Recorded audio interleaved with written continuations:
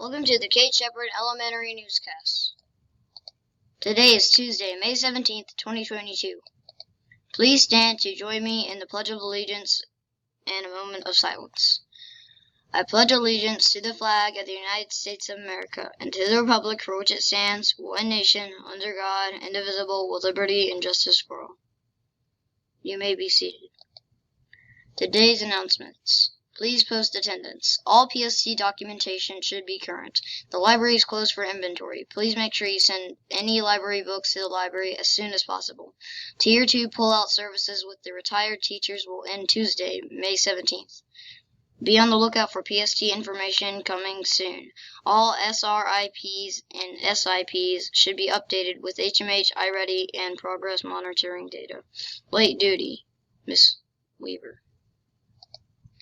Important dates: May 16th through 20th, summative conferences. May 18th, PST and Volunteer Appreciation Brunch. May 19th, Math PLT. May 24th, Class Party Day and 5th grade Transition Program. May 26th, last day for students. May 27th, Teacher Work Day. That's all for today's news. Have a terrific Tuesday.